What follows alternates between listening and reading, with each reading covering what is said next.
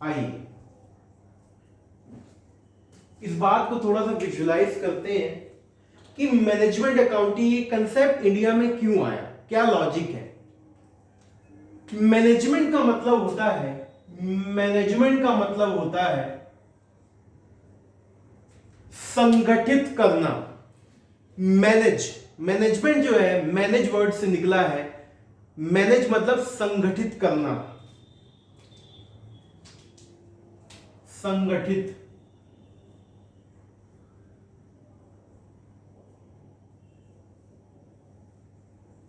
संगठित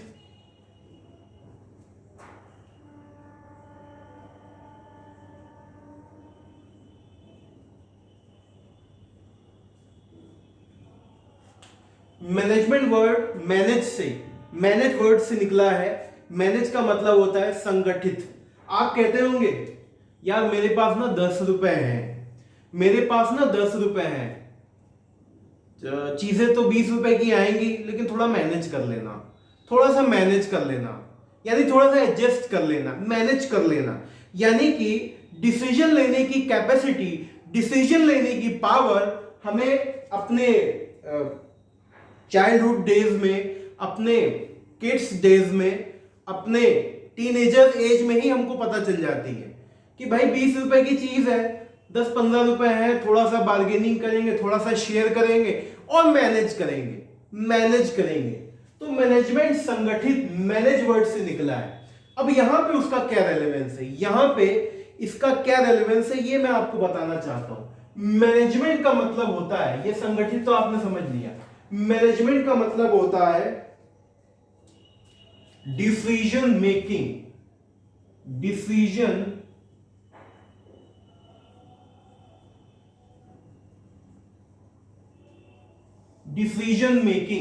निर्णय लेना।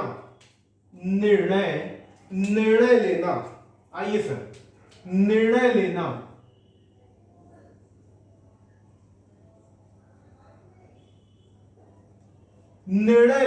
एक फैसला लेना, एक डिसीजन लेना। मैनेजमेंट अकाउंटिंग का सबसे जो बेसिक टूल है, विच मींस कि जो एक सबसे एलिमेंट काम है, वो है डिसीजन लेना। आप कहते हैं मुझे लाइफ में ये करना है, तो एक डिसीजन अभी लिया नहीं है, ऑन गोइंग है, प्रोसेस में है। तो वैसे ही बिजनेस के अंदर, वैसे ही व्यापार के अंदर एक डिसीजन लेना पड़ता है। यानी मैनेजमेंट अकाउंटिंग जो है, ये निर्णय लेने की अकाउंटिंग है, फैसला लेने की अकाउंटिंग है। ठीक है सर, यहां पे हम डिसीजंस लेते हैं कि क्या हम ये काम करें, क्या हम ये काम न करें। ठीक है ना। तो उस डिसीजन के बेसिस पे खातों का निर्माण होता है, उस डिसीजन के बेसिस पे अकाउंटेंसी की जाती है। इसको और इलैबोरेट करते हैं। ये तो एक वर्ड का मैंने मीनिंग बताया कि मैनेजमेंट का मतलब क्या है, निर्णय लेना, फैसला लेना। ठीक है सर। अब इसको थोड़ा सही वे में समझते हैं। देखिए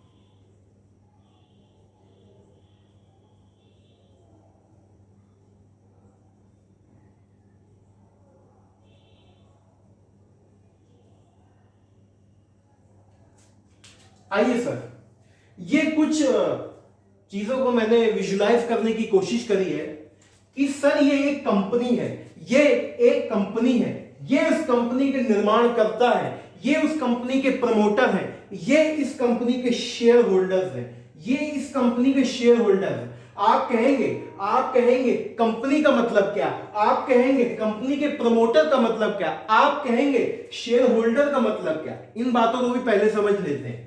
कंपनी, जो कि कंपनीज एक्ट 2013 या प्रीवियस लॉ के अंतर्गत, प्रीवियस लॉ के अंडर में जिसका गठन होता है, जिसकी शुरुआत होती है, विच मीन्स कि कंपनीज एक्ट ये कहता है,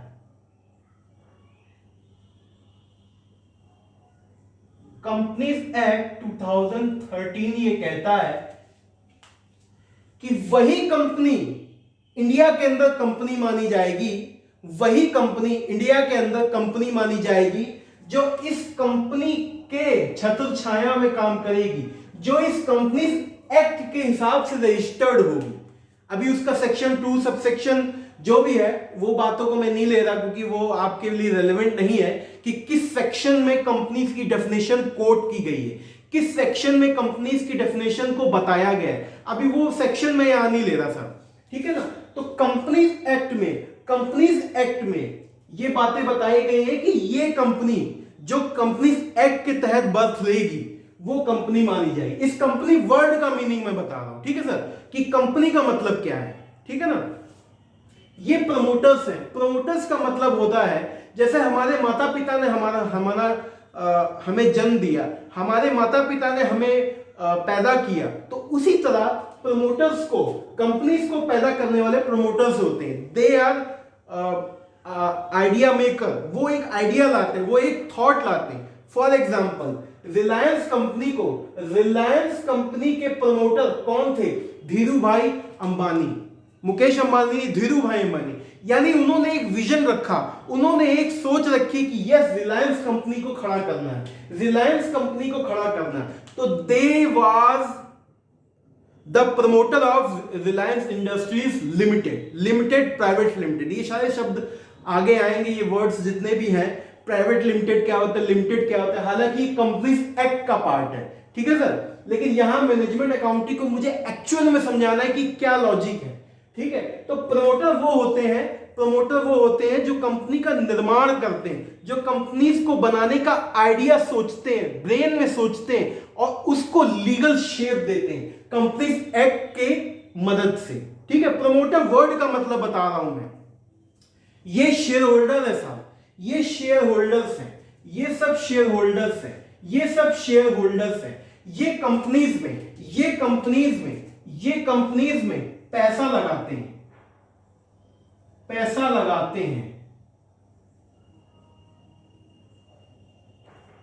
ये कंपनीज में पैसा लगाते हैं, ठीक है सर। ये कंपनीज में पैसा लगाते हैं, इनको कंपनी का मालिक कहा जाता है। क्यों? क्योंकि कंपनी की कुछ हिस्सेदारी बाहर की दुनिया में बेची जाती है।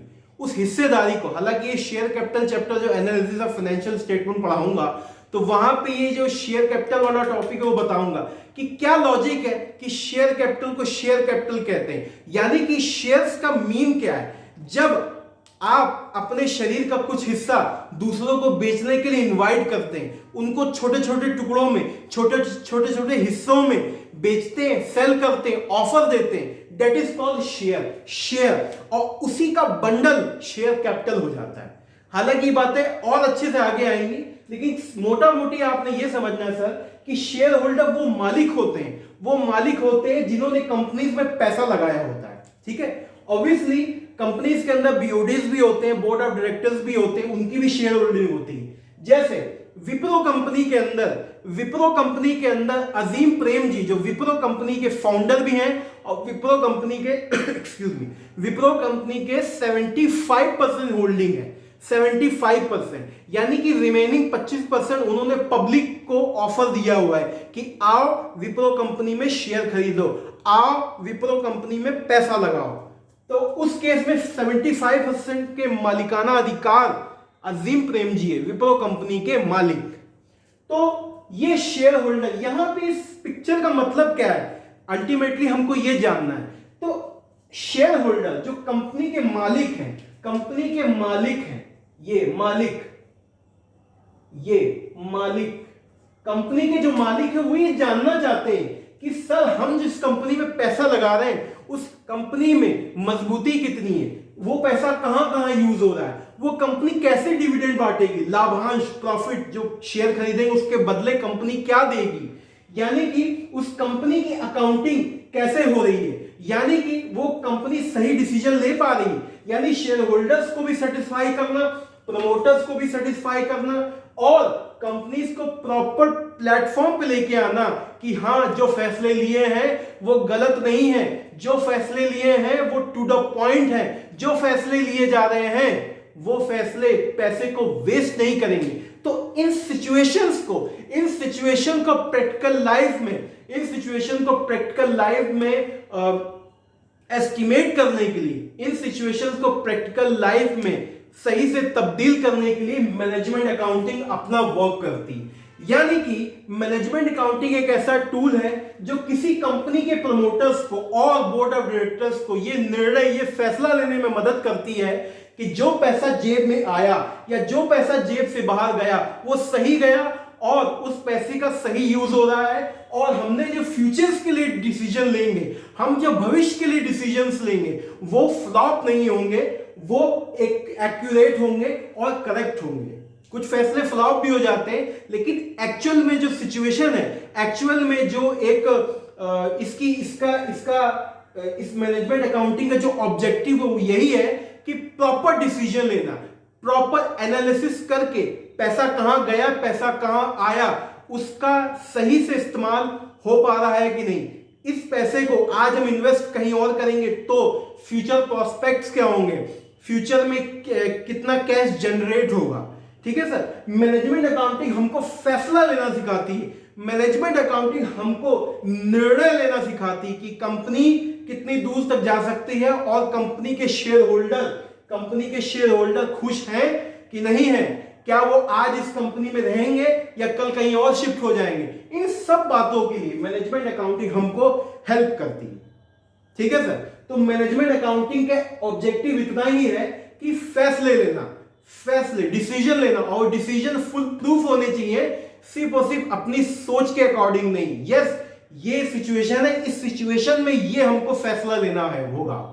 ठीक है, यानी जेब में अगर 1000 रुपए है तो 5000 का सामान कैसे लिया जाए जिसमें हमको 4000 जो एक्स्ट्रा दे रहे हैं उसका नुकसान ना हो, वो मैनेजमेंट अकाउंटिंग हमको सिखाती है कि फैसले कम पैसे हैं तब भी फैसला ऐसा लिया जाए कि वो कम पैसे कल को ज्यादा नुकसान ना दे जाए, तब हम कैसे करेंगे, यानी कि अपनी इमेज को कैसे अच्छा करेंगे। ठीक है सर, मैनेजमेंट अकाउंटिंग अपने आप में भी एक सब्जेक्ट है जो आपको हायर क्लासेस में पढ़ाया जाएगा डिटेल में इसके बारे में, लेकिन यहां मैंने सिर्फ एक ओवरव्यू बताने की कोशिश करी है कि concept number 5 branches of accounting में मैनेजमेंट अकाउंटिंग का टॉपिक आपसे क्या कहना चाहता है, क्या लॉजिक है इस टॉपिक को पढ़ने का, ये मैंने बताने की यहां पे कोशिश करी है। तो इसको रब करते हैं, उसके बाद इसका मीनिंग लिखेंगे, थोड़ा गो थ्रू करेंगे, ब्रशअप करेंगे, फिर मैं आपको आगे लेके चलूंगा। आइए,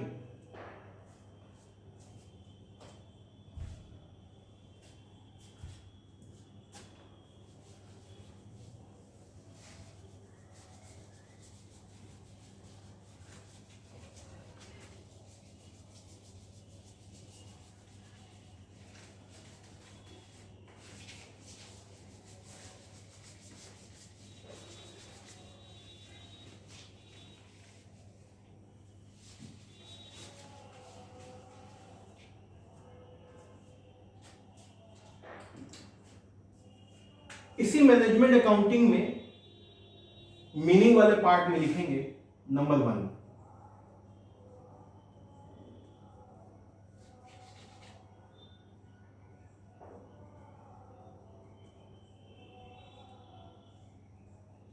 मीनिंग वाले पार्ट में लिखेंगे कि अब मैं आपको ऑफिशियली लिखवा रहा हूं कि अब इसका मीनिंग क्या है। ठीक है सर, इसका मीनिंग आप लिखेंगे अपने रजिस्टर में, फर्स्ट पॉइंट लिखेंगे, इसका फर्स्ट पॉइंट लिखेंगे, फर्स्ट पॉइंट, इसी का फर्स्ट पॉइंट है sir,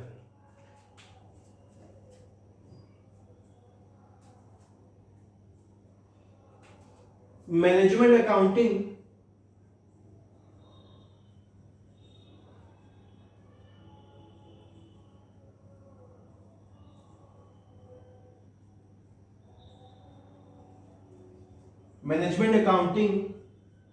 is that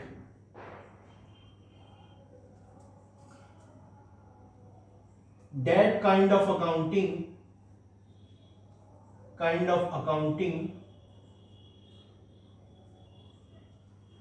which is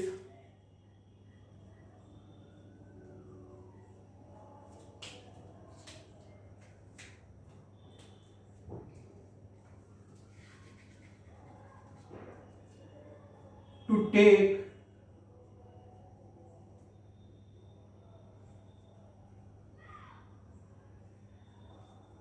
right and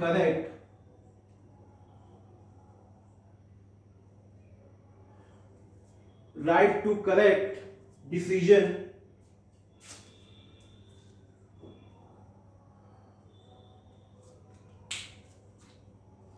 in the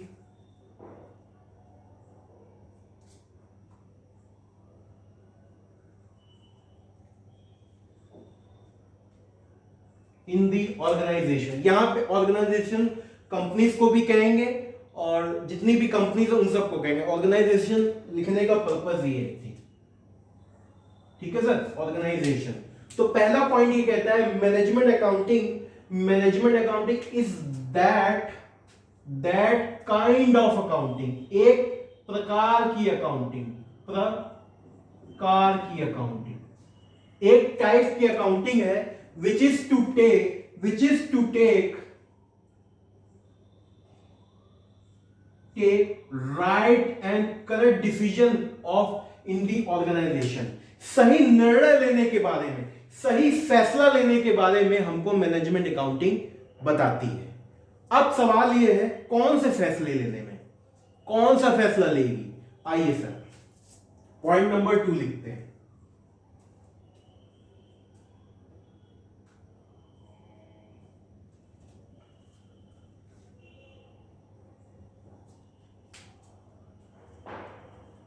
या इसी में आप एक्सटेंशन में लिख लो in the organization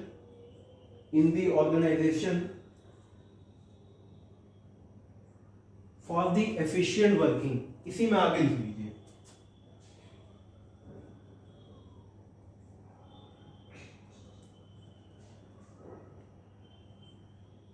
for the efficient working of the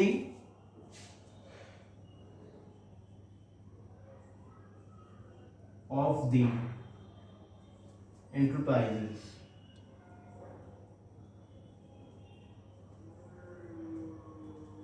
For the enterprises, एक सही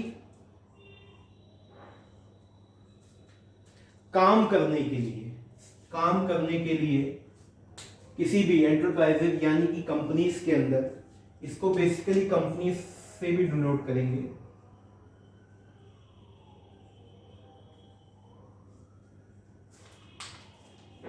Management accounting is that kind of accounting which is to take right and correct decision in the organization means company for the efficient मतलब बेहतरीन, efficient मतलब कि 8 घंटे अगर ये काम करना है तो 8 घंटे में आलस नहीं चलेगा। अगर 8 घंटे ये मशीन काम कर सकती, 8 घंटे ये पर्सन काम कर सकता है तो वो आलस नहीं कर, 8 घंटे बिल्कुल एकदम अच्छे ढंग से, वो प्रॉपर एफिशिएंसी ना, एक एफिशिएंसी होती है, जैसे एक फ्यूल एफिशिएंसी होती है। एक बाइक 1 लीटर में 50 किलोमीटर जाती है ऐसा कंपनी बोलती है, लेकिन एक्चुअल में 45 भी जाती है, एक्चुअल में वो 45 भी जाती, या हो सकता है किसी ना किसी को 47 भी दे दे। तो यानी कि एफिशिएंसी है, उसकी क्षमता कितनी की एक्चुअल में कि कम से कम उतनी एफिशिएंसी तो दे कि हाँ यार 45 47, कंपनी 50 कह रही है, आप 47 निकाल लो, 45 निकाल लो, उतना अप्रॉक्स चलेगा, एकदम 35 भी नहीं होना चाहिए, यानी कि उस रेंज में होना चाहिए। एफिशिएंसी मींस उचित क्षमता।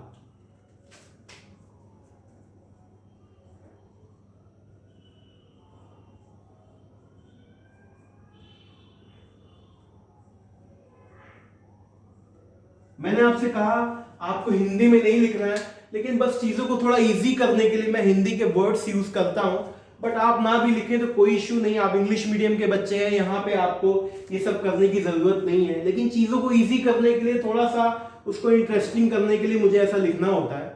ठीक है सर, तो इस पहले पॉइंट को आप लिखेंगे, देन मैं आपको सेकेंड पॉइंट पे लेके चलूंगा।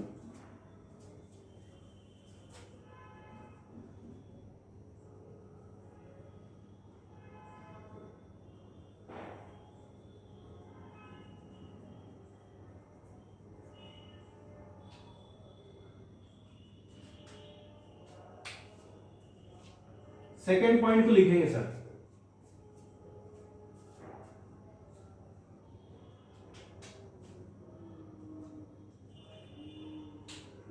Management accounting, management accounting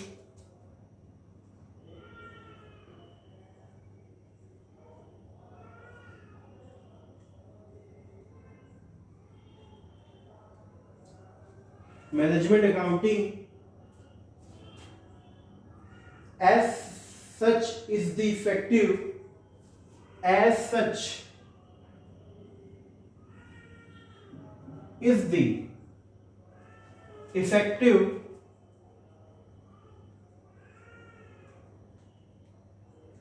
as such the effective blending of financial, blending of financial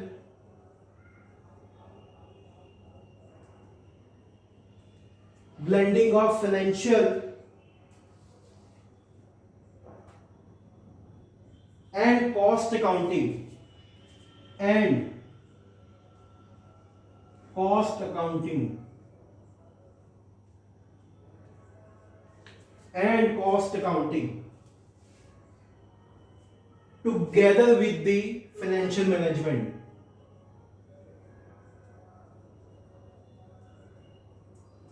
with the financial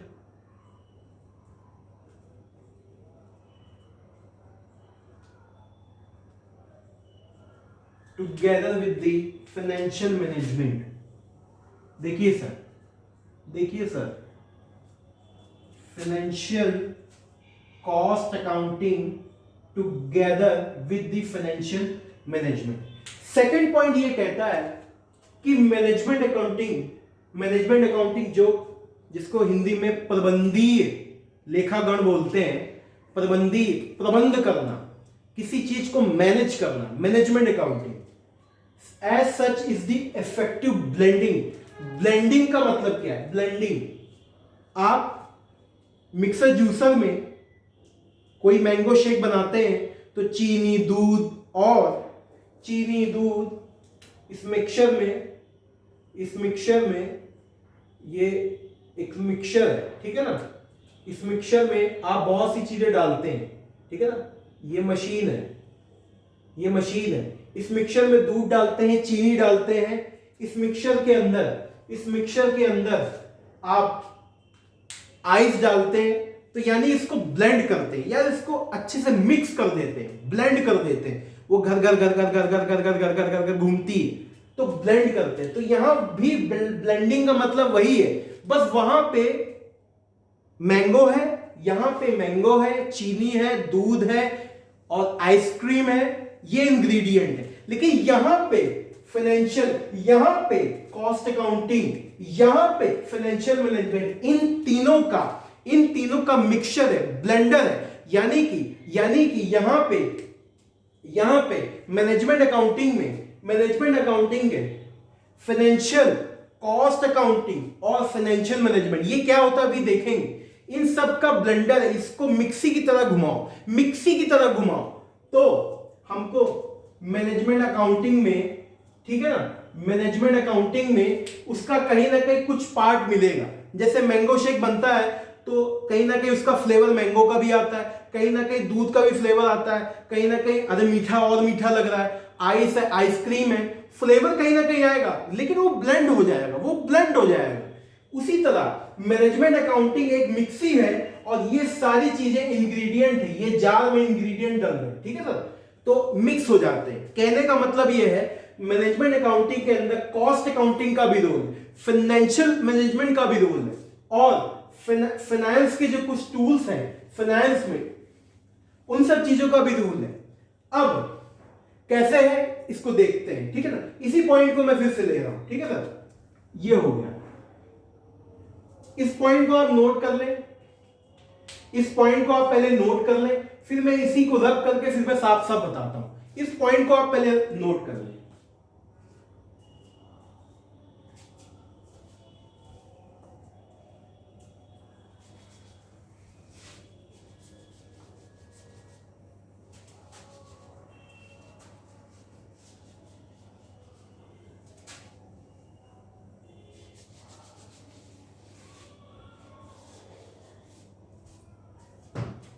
तो यहां सेकंड पॉइंट लिखा, सेकंड पॉइंट में ये बता रहा है, सेकंड पॉइंट ये बता रहा है management accounting is such is the effective blending of financial cost together with the financial management. इस पॉइंट को फिर से लेते हैं सर।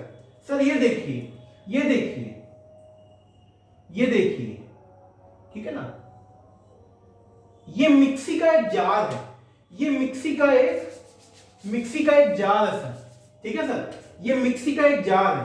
यहां पे मैं फाइनेंशियल मैनेजमेंट, ये फाइनेंशियल मैनेजमेंट, यहां पे मैं कॉस्ट अकाउंटिंग,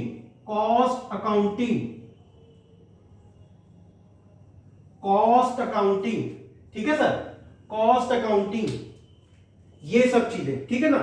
अब ये क्या है, ये क्या है,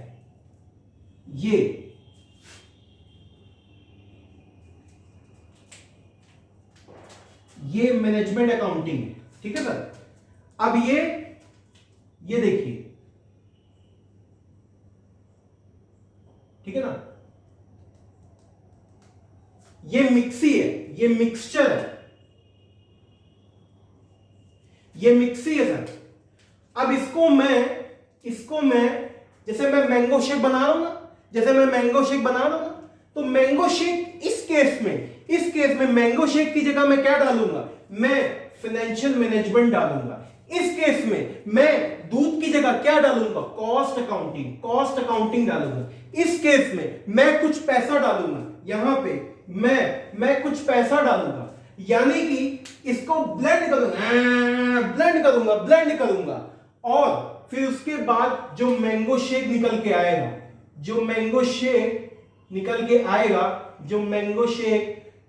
आएगा, उसको क्या बोलेंगे, मैनेजमेंट अकाउंटिंग। यानी कि ये मिक्सचर है इन सब चीजों का, financial management, cost accounting, finance का, पैसे का, इन 2-3 बातों का मिक्सचर है। अब सवाल ये फाइनेंशियल मैनेजमेंट क्या होती है, सवाल ये कॉस्ट अकाउंटिंग क्या होती है। आप जानते हैं कॉस्ट अकाउंटिंग क्या होती है, लेकिन फिर भी सुनिए, ठीक है। फाइनेंशियल मैनेजमेंट, ठीक है, इसको रब कर देना है, इसको रब कर देना है।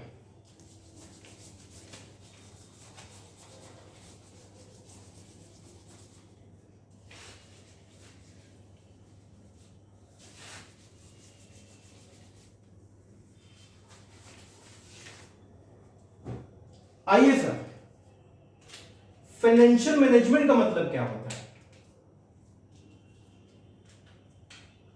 ये फाइनेंशियल मैनेजमेंट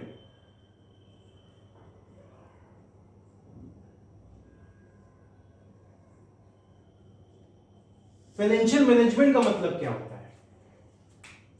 फाइनेंस का मतलब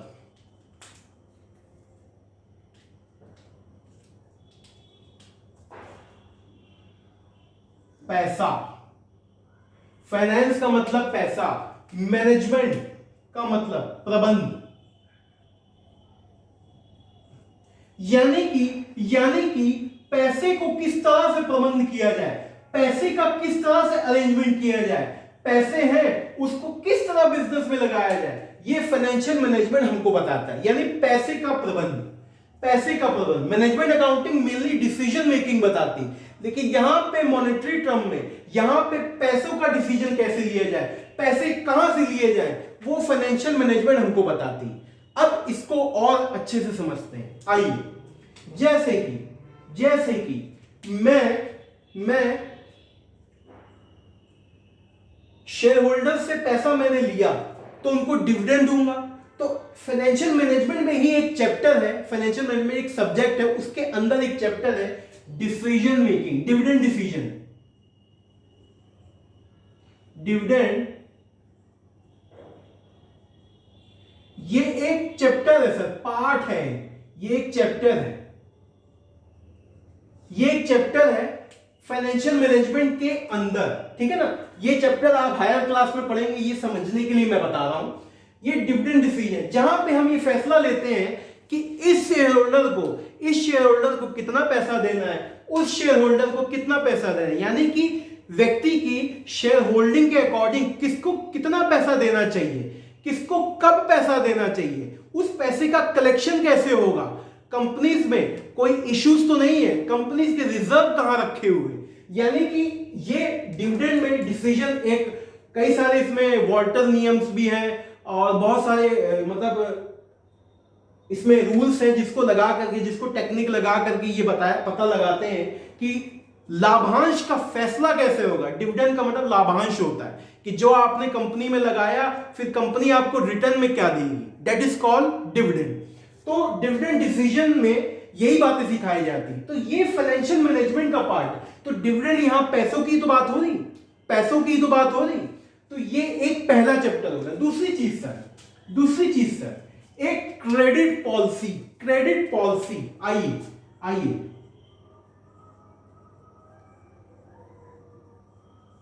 ये दूसरा चैप्टर है इसी फाइनेंशियल मैनेजमेंट में। ये दूसरा चैप्टर क्रेडिट पॉलिसी।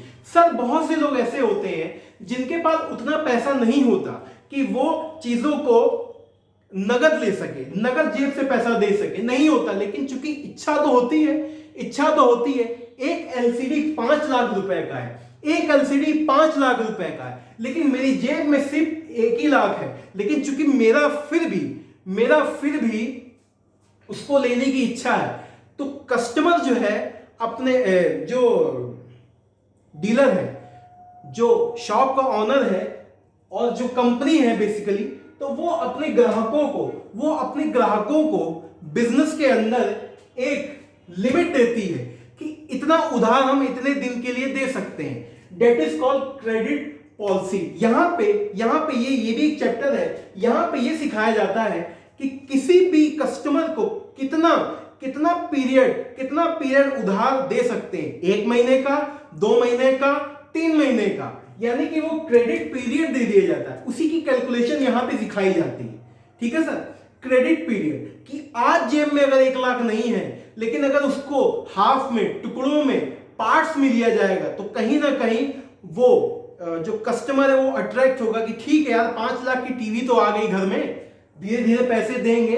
तो उसकी भी कैलकुलेशन कंपनी करती कि हमें कोई नुकसान ना हो जाए, यानी कि हम कितना क्रेडिट पीरियड दे सकते हैं। ज्यादा देंगे तो कंपनी लॉस में जाएगी, कम देंगे तो ग्राहक नाराज हो जाएगा। यानी कि दोनों के बीच में एक बैलेंस बनाने के लिए क्रेडिट पॉलिसी में एक इनके इस चैप्टर के अंदर आपको यही सिखाया जाएगा। ये भी आप हायर क्लासेस में आप पढ़ेंगे। तीसरा पॉइंट सर,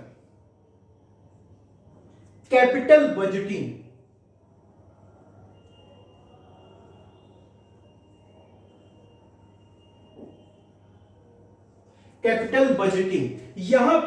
यहां पे कंपनी जो है, ये सब फाइनेंशियल मैनेजमेंट के चैप्टर्स हैं। ये सारे चैप्टर्स आप सीखेंगे हायर क्लास में, ठीक है सर। फाइनेंशियल मैनेजमेंट में ये सब आता है। तो कैपिटल बजटिंग में क्या करते हैं, कंपनी जब कोई बड़े फैसले लेती है,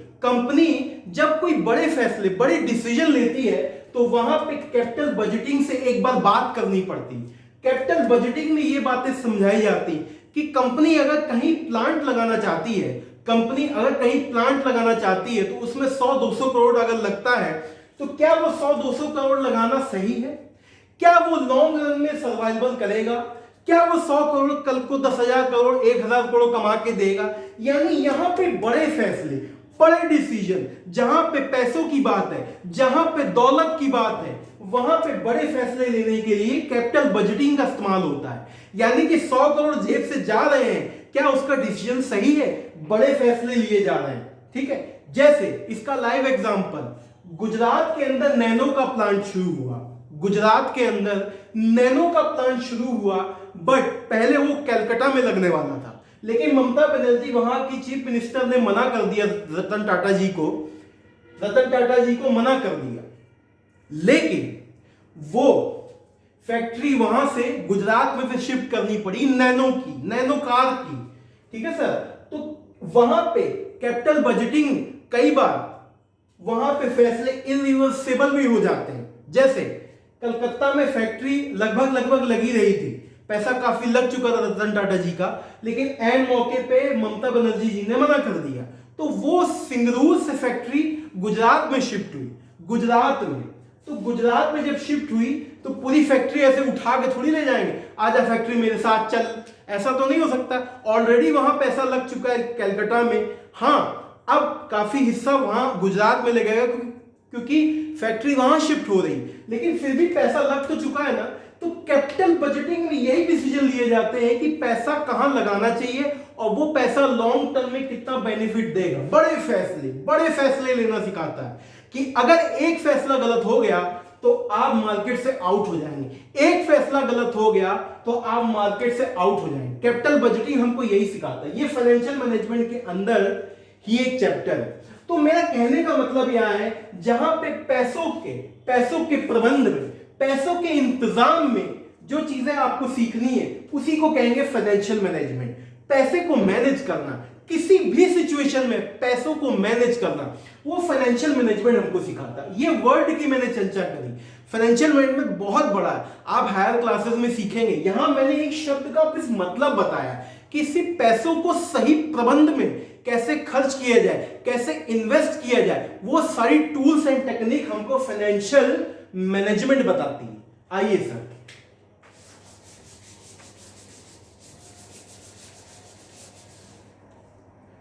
अब इसमें कॉस्ट अकाउंटिंग का क्या रोल है? कॉस्ट अकाउंटिंग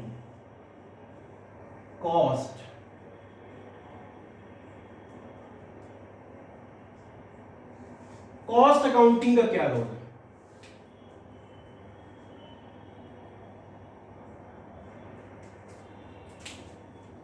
मैनेजमेंट अकाउंटिंग के अंदर आप ये देखते होंगे कि जितनी भी मैन्युफैक्चरिंग कंसर्न हिंदुस्तान के अंदर है, जितनी भी मैन्युफैक्चरिंग कंपनी इंडिया के अंदर है, वो कॉस्टिंग की टेक्निक को यूज करती हैं कि हमारा प्रॉपर कॉस्ट एलोकेशन हो सके, प्रॉपर कॉस्ट आइडेंटिफाई हो सके। कॉस्ट अकाउंटिंग में मैंने लास्ट क्लास में आपको बताया था, किसी भी प्रोडक्ट की कॉस्ट को निकालने के लिए कॉस्ट अकाउंटिंग का यूज करते हैं। तो सिंपल बात थी, क्या सिचुएशन थी, वो लेक्चर पहले वाले लेक्चर में थे, उसको आप दोबारा भी देख सकते हैं। तो मैंने यहां आपको ये बताया था कि किसी प्रोडक्ट की लागत कैसे निकले। मैनेजमेंट अकाउंटिंग का इसका यहां का कंसर्न है, यानी मैनेजमेंट अकाउंटिंग के अंदर कॉस्ट अकाउंटिंग के ऐसे कौन से इंग्रेडिएंट हैं जो जरूरत होती है। किसी भी प्रोडक्ट को जब बनाया जाता है तो वहां पे ऑब्वियसली कॉस्ट अकाउंटिंग का तो रोल होता ही है, ठीक है ना। कॉस्ट अकाउंटिंग एक डिसीजन मेकिंग का भी रोल अदा करती है। एक सब्जेक्ट है एडवांस मैनेजमेंट अकाउंटिंग या स्ट्रेटेजिक कॉस्ट मैनेजमेंट, एक सब्जेक्ट है, वो आप हायर क्लासेस में पढ़ेंगे। तो वहां पे इस कॉस्ट अकाउंटिंग को ही नाम दिया गया है एडवांस मैनेजमेंट अकाउंटिंग, यानी कि उस कॉस्टिंग की टेक्निक को मैनेजमेंट में भी यूज किया गया। जब एक प्रोडक्ट कोई तैयार होता है, जब एक प्रोडक्ट की पैकेजिंग होती है, जब एक प्रोडक्ट मार्केट में जाता है, तो वो बनने से पहले कई स्टेजेस से होकर गुजरता है ना। हर एक स्टेज पे उसकी कॉस्ट को पता लगाया जाता है, ठीक है ना, कि कितना पैसा लगा, क्योंकि आगे जाके उसमें एडवर्टीजमेंट में भी पैसा लगेगा, एडवर्टीजमेंट में भी जेब से पैसा लगेगा कंपनीज का। तो कहीं ना कहीं किसी भी प्रोडक्ट को मार्केट में लॉन्च करने से पहले, उस पर डिसीजन लेने से पहले, उसको मार्केट में सरवाइव करवाने से पहले कॉस्ट अकाउंटिंग टेक्निक्स का भी यूज किया जाता है, ठीक है सर। तो मैनेजमेंट अकाउंटिंग के अंदर ये एक फ्लेवर देने का काम करता है। वही मैंने कहा ना कि मैंगो शेक बना रहे तो मैंगो, चीनी, दूध आइसक्रीम और आइस, बर्फ। तो ये वही एक इंग्रेडिएंट है, इसको आप चीनी समझ लीजिए, इसको आप दूध समझ लीजिए, लेकिन वो इंग्रेडिएंट है, मैनेजमेंट अकाउंटिंग के अंदर जाता है। यानी डिसीजन, किसी भी कंपनी का डिसीजन लेने के लिए इस कॉस्ट अकाउंटिंग की टेक्निक का भी अहम रोल है। प्रोडक्ट तो बहुत अच्छा है, प्रोडक्ट तो बहुत बढ़िया है, मार्केट में ये डिसीजन ले लिया गया कि यस इस प्रोडक्ट को लॉन्च करना है, लेकिन वो प्रोडक्ट को बनाने में कितना पैसा लगा, उस प्रोडक्ट को बनाने में जेब से पैसा कितना लगा, वो भी तो आइडेंटिफाई करना बहुत जरूरी है। तो कहीं ना कहीं मैनेजमेंट अकाउंटिंग को क्रॉस करते हुए, मैनेजमेंट अकाउंटिंग को कहीं ना कहीं टच करते हुए भी कॉस्ट अकाउंटिंग होके गुजरती है। यानी कि उसके डिसीजन में इसका बड़ा अहम रोल है सर, इसका बड़ा अहम रोल है। इसीलिए डेफिनेशन में लिखा गया है कि cost accounting is the management accounting is the element ingredient of cost accounting. ये कॉस्ट अकाउंटिंग का एक इंग्रेडिएंट है, मिक्सचर उसके अंदर होगा। तो ये बातें यहां तक हुई, ठीक है sir. Cost accounting and finance, एक वर्ड था फाइनेंस।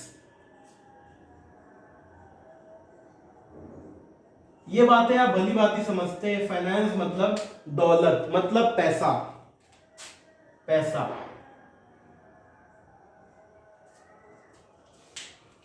तो पैसे से आप बखूबी समझते हैं कि इसका मीन्स क्या है। फाइनेंस का मतलब यह है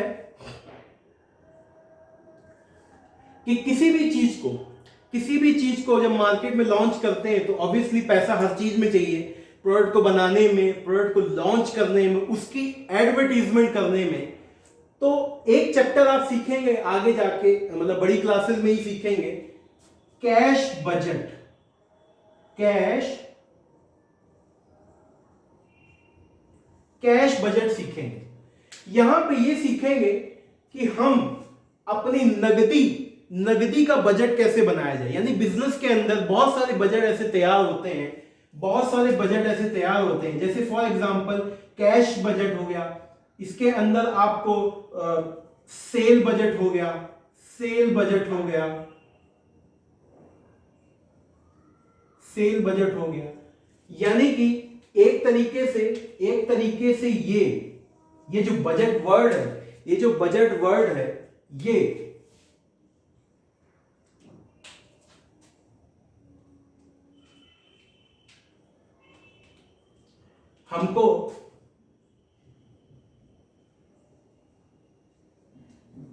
हमको पैसों को एक पार्टिकुलर चीज के लिए अरेंज करना बताता है। जैसे आप मार्केट जा रहे हैं, आप कहेंगे यार ना आज पिज्जा खाने का बड़ा मन है, लेकिन बजट नहीं बन रहा। पिज्जा खाने का मन है लेकिन बजट नहीं बन रहा। बजट यार कुछ सामान लेना है, लेकिन 100 रुपए है या 1000 है, 2000 है, चीज है, बजट नहीं बन रहा। यानी कहीं ना कहीं आप उसको उस पैसे के इन्वेस्टमेंट को सही डायरेक्शन में सोचने की कोशिश कर रहे हैं, उसका प्रॉपर एस्टिमेट बना रहे हैं, उसका प्रॉपर बजट बना रहे हैं, वही एक बजट है। सेल्स का अलग हो सकता है, प्रोडक्शन का अलग हो सकता है, कैश बजट अलग हो सकता है, लेकिन बजट का मतलब मीनिंग, एक बेसिक मीनिंग आपको समझना है कि उसका एस्टिमेशन कि जो पहले से हमको प्री डिटरमाइन कर सके कि यस वो चीज 2000 की है, आपके पास 1000 है, इंतजाम करो और पैसों का इंतजाम करो, अरेंजमेंट करो, तब जाके वो बजट बन पाएगा। ठीक है सर। कैसे अरेंजमेंट होगा इस चैप्टर में पढ़ा जाता है, लेकिन मोटा मोटी आपने यही समझना है। ठीक है सर। तो फाइनेंस में एक तरीके से पैसों का और ये कैश बजट है, तो हम ये बेसिकली इसको बनाना सीखते हैं। तो ये 2 पॉइंट्स मैंने आपको मैनेजमेंट अकाउंटिंग के कराए। मैनेजमेंट अकाउंटिंग में अभी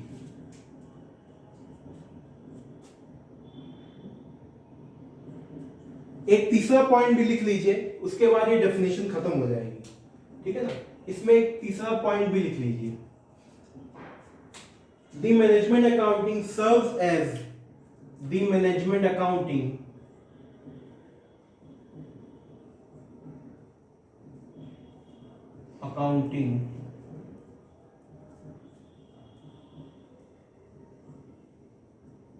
serves as the management accounting serves as effective tool for determining effective tool for determining